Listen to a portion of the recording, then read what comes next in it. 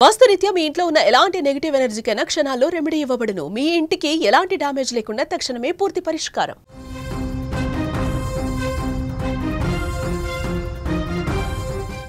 శ్రీకాకుళం జిల్లా ఇచ్చాపురం పట్టణం railway station ముందున చక్రపాణి వీధిలో వెలుగు చూసిన ఓ ఉదంతో సమాజంలో పాతుకుపోయిన మూఢనమ్మకాలకు భయానికి అద్దం పట్టిందని చెప్పుకోవచ్చు. ఓ తల్లి భయానికి కుమార్తె 2 ఏళ్ల పాటు బాహ్య ప్రపంచానికే దూరమైన 4 గోడల మధ్య నలిగిపోయింది. నరకాన్ని అనుభవించింది. తన ఇల్లే తనకి కారాగారంగా మారిపోయింది. 2022లో మౌనిక రజస్వలైంది. కూతురు యుక్త వయసుకు చేరుకోవడం తల్లికి సంతోషాన్ని ఇవ్వాలి కదా. కానీ తండ్రి లేడని సమాజానికి భయపడిన ఆ తల్లి ఊల లక్ష్మి వింతగా ప్రవర్తించిందని చెప్పుకోవచ్చు.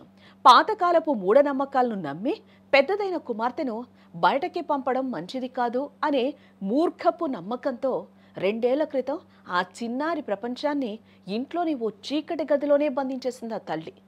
ఆ గదిలో ఆమెకు కావలసిన ఆహారం దొరికింది. కానీ వెలుగు, స్వేచ్ఛ, భవిష్యత్తు మాత్రం దొరకలేదే. పక్కనే పాఠశాలున్న తోటి విద్యార్థుల నవ్వులు వినబడుతున్న మౌనికకు ఆ చీకటి గది గోడలే ఆమె ప్రపంచమయ్యాయి. బాలిక కనిపించకపోవడంతో స్థానికులు ప్రశ్నిస్తే ఆ తల్లి వారిని తిట్టి శాపనార్థాలు పెట్టేదట. జోక్యం చేసుకునే ధైర్యం ఎవ్వరికీ లేకపోయింది. 3 ఏళ్లుగా బాలిక కనిపించకపోవడంతో అనుమానం పెరిగిన స్థానికులు చివరికి చైల్డ్ లైన్ 1098కు సమాచారం అందించడం జరిగింది. అధికారులు బృందంగా ఆ ఇంటి తలుపు తట్టారు.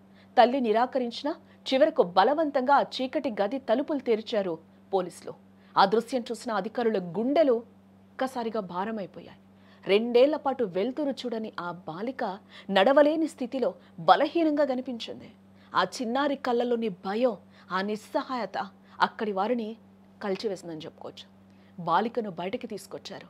ఆమె అడుగులు నేలపై పట్టానికి సహకరించలేదు, వారే సహకరించారు. జడ్జి స్వయంగా బాలికకు కౌన్సిలింగ్ ఇవ్వగా తల్లి లక్ష్మి మానసిక స్థితి సరిగా లేదని గుర్తించి చికిత్స కోసం ఆసుపత్రికి తరలించారు. ఇప్పుడు స్థానికులు, అధికారుల చొరవతో మౌనికకు స్వేచ్ఛ దొరికింది. కానీ 3 ఏళ్ల చీకటి ఆమె బాల్యాన్ని బంధించింది. ఈ సంఘటన విద్య, చైతన్యం లేని చోట మూఢనమ్మకాలు మనుషుల జీవితాలను ఎంత భయంకరంగా నాశనం చేయగలవో చూపించింది. దీనిపై మీరేమంటారో కామెంట్ చేయండి.